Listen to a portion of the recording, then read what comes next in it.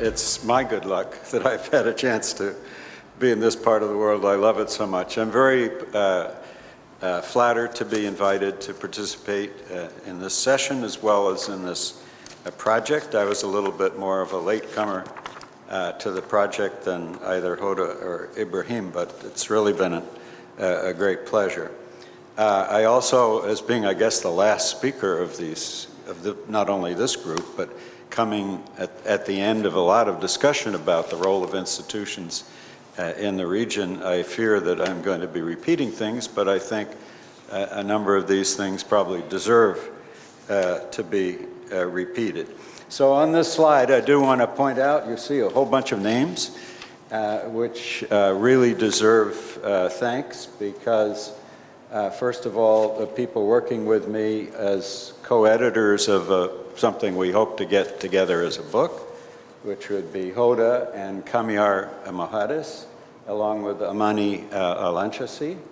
And then all the other names are the people that have authored case studies, which our part of this project is heavily dependent on the case study. So we really appreciate all these people. So motivation on the project, I think this doesn't need repeating. You've heard it before. Just want to emphasize a little bit the focus on the Arab countries. In other words, Arab countries have, as already been mentioned, they have a lot of wealth in oil. They also have a long-term experience in oil, and they have this issue of generally weaker institutions that's a particular problem. And even relative to Iran really there have been quite a few studies on Iran, already referred to by Ibrahim, and therefore the Arab countries, I think it is time that they do receive more attention in this area.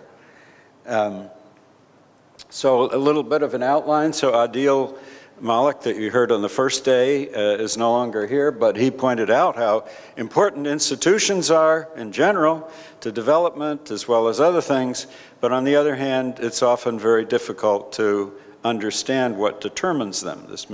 They may change only very slowly and really pinpointing. So this has been, of course, an issue in history of economics of how do you show the importance, what are the determinants of institutions, and is it centuries or is it something can happen, and even our discussion about security today talked about that. Is it short run, long run, what's the mix? So those sections that be discussed that I hope to at least touch on about relative political economy, I didn't realize that was going to be already spoken to especially by Hoda, but then want to just talk about linking these sort of outcomes that I'm going to identify along the political group, different country group lines to some budgetary and other financial and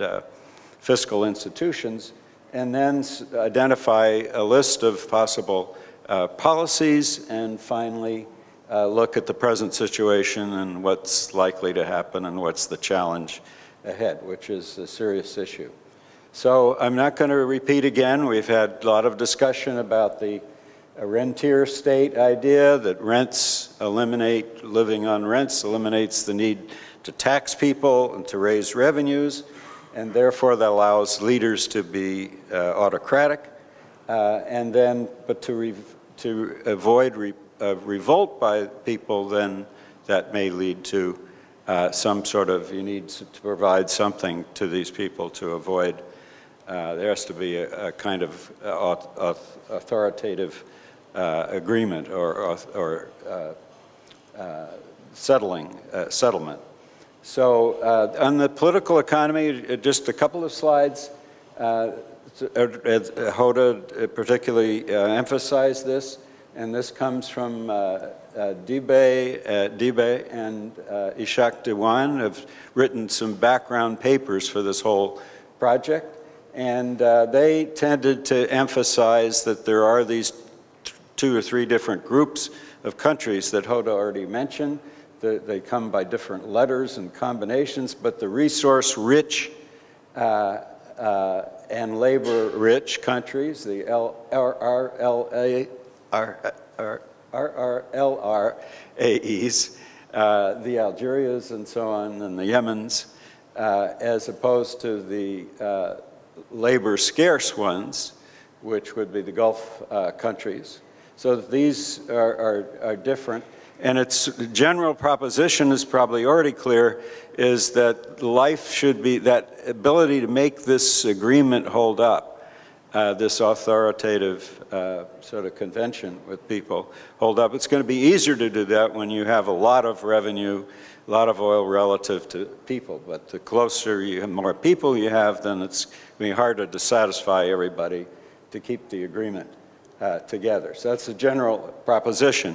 When you run into trouble, if you're in this labor-rich part of the resource-rich kind of countries, then you may have to resort to violence and suppression to keep the violence down, police and military and the like. Also, they've emphasized a division between the one set of countries you tended to have public enterprise, that's in the labor-rich group, the Algerias and so on, where you've had a lot of emphasis on public enterprise, whereas in the other group you've had a bit more, although it varies. There's a lot of government jobs, and the government sector is very large, but in terms of enterprises, quite a bit of it, or more of it at least, is in private enterprise. Then there are some things that are sort of distinct within those groups, that Algeria, having gone through this horrible war for independence and had some civil war and so on, they're in a little different situation. Saudi Arabia, that sort of its origin came out of this Wahhabi, where the religion sort of played more of a role in getting the country together, and so there was a kind of pact along those lines. So that makes some countries a little different within their general class. And then there are the changes over time, dynamic changes over time, and I think that's interesting. The point that's been made is that Saudi Arabia, being very dependent on certain types of people early on, like merchants and financiers and accountants, but that becomes a little less important over time as the numbers of such people have grown. So then the other thing to be said, these are some coming out of the case studies that is more of the feature of this part of the project. And just to show you again, Suleiman worked on Sudan. And again, this issue that Ibrahim was emphasizing about climate and geography and the kinds of products. So actually, you see Sudan already had a cotton boom kind of situation, so another resource boom. And each of these stages that it went through changed the whole institutional setup. And I think that's a large part of the problem with Sudan now, is that everything is confused. You had different periods of time. Historically, each part of Sudan had their own rules and institutions, and then these got more centralized and mixed up. Bahrain is an interesting case where the institutions in many respects look pretty good, but the politics looks very divisive, and there's a lot of sectarianism and so on. Soto for United Arab Emirates, this is an interesting special case because it's a federation, as was mentioned this morning, which has its advantages in many respects. But on the other hand, since the oil is owned by the different emirates, it does make for a problem of the UAE fiscal situation kind of difficult, and that the individual emirates may have an incentive to run deficits so that they can ask Abu Dhabi, the wealthy one, to bail them out at the end. So, so some general. So as I mentioned, we're reliant on these studies that we started with.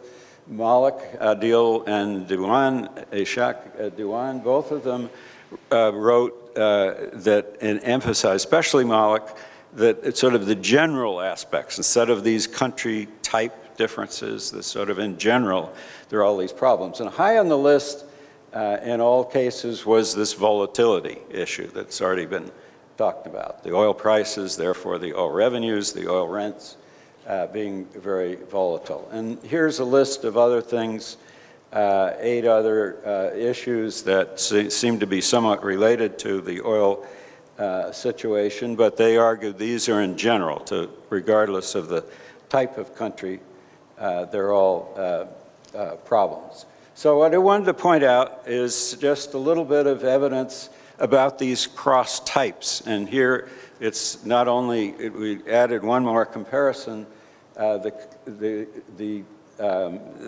types, not just the GCC and the oil-rich, labor-poor countries and the labor-rich, oil-rich, or labor-rich countries, that division, but also other oil countries to compare how both sets of these countries compare, and a whole list of the kinds of things that are brought up in the literature about institutional and performance outcomes that might be different. So as I just emphasized, that last thing is the thing I'd like to point out, that in this table, when you see red numbers, those are cases where the Arab countries of the Arab oil countries look a lot worse than the non-Arab Arab oil countries, non-Arab oil countries. So, yeah, okay, thanks. So the red ones show where things are bad. This has already been pointed out. So volatility of resource revenues. Just look at those indexes. You see that both the GCC and the MENA volatility of these revenues is much higher than in the other oil countries. So volatility is worse. Second one is about the government consumption, the red areas. You see that it's more or less double. The consumption, government consumption out of GDP is about double what it is in the other Arab the non-Arab oil countries. And the ones in black are indicating where things look pretty good, reasonably comparable or better off, like in share of investment. And FDI, the bottom one, you can see that the GCC is a little higher than the rest of the world, which is a credit to it, and that's already been mentioned. That's a positive influence.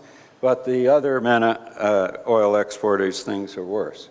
Okay, so I've gone through, I have also a list of other things, but just the red ones deserve attention. The primary balance tends to be worse in these countries, in some cases getting worse. Generally speaking, as you see, the red numbers are in the non-GCC countries, so generally these labor-rich oil countries from the Middle East do worse than the labor-poor ones, not surprisingly. And then here are some of the other outcomes. And again, look towards the legal rights. You see much worse than, both the GCC and the other MENA oil countries, much worse than the rest of the world. Going down to the bottom, the GDP volatility. Look at that difference. 6 times as high as the GDP volatility in the GCC and, well, the Arab countries in general. The oil revenue, so the non-oil tax revenue is tiny compared to those in the other countries. So this shows not only these 2 types within the Arab world, but also the comparison between the Arab world and the others. So I will have to skip very fast to maybe some, we tried to then point out what were the links between these things, and this was, a lot of it is drawing on the literature about missing funds and resource revenues where funds disappear. This is typical of oil countries, but particularly of this set of oil countries. The open budget surveys that were talked about the other day that show very poor scores for almost all the countries, the oil exporting countries from the region. But I wanted to point out the aspects of it that in this that are particularly poor is in the audit, supreme audit institutions, auditing revenues and expenditures. The legislative strength, the information availability, those are very low. But that auditing thing, I think, is quite important. Sovereign wealth funds, I won't stress that this has been a cause of positive innovation, but there are lots of shortcomings. You look at the rankings and the indexes about how well they're managed, and some of them do well, but most of them don't. The underinvesting in capital, Mahdi Majbouri has done this wonderful study that I have in here as table from his, or drawing on a couple of his tables that show that all of the countries, with a tiny exception of the UAE, fall short on growth of GDP and growth of capital than what they would have had they adhered to one of these rules, like the rule that you should save for countries that are selling off their wealth. They should really save all of that wealth to make up. So it's shown that UAE is a small exception, but otherwise it's a pretty bad situation. Human capital, that was brought up the other day, that there's a lot of it, a big investment in human capital, but the outcomes in terms of quality of that education, their ability to find jobs, the quality of the teachers showing up in the schools, all of that is pretty miserable. This table shows just the one column in bold is showing the magnitudes of GDP that may be spent on subsidies. So this is a very inefficient use of funds. In addition to being large, they're also non-progressive. They distort relative prices. I think we had some discussion about that. And they have these environmental problems. So excessive government consumption, so we tried to document that. In each case, that's very definitely a tendency. This has been discussed, shows up in terms of numbers of government employees and also the high salaries and benefits of these employees. This expenditure, this distortion distorts the economy because then nobody wants to work in the private sector because they get so well taken care of in the public sector. The volatility. So here I can't show you, this is where Kamiyar has led the group on this, that we had a model that was trying to look at volatility. Whoops. Uh-oh. We tried, and we showed that that oil is not a curse. The main point was that oil is not a curse in itself, but it's the volatility that comes from oil. So the oil revenues have a long-term positive impact, but the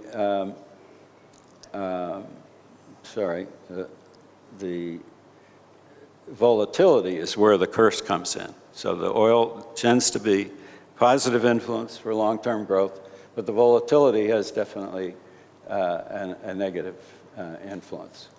A couple other things about that is that, again, these other institutions that Ibrahim mentioned, that law. I do hope that I will be able to share with you the list of policy recommendations that we had, and then the final thing was to point out that now is the challenge with the oil prices being low. This is the time to really make some reforms that would overcome this tendency towards bad institutions before the revolutions really spread through these other countries and things get even worse. Thank you.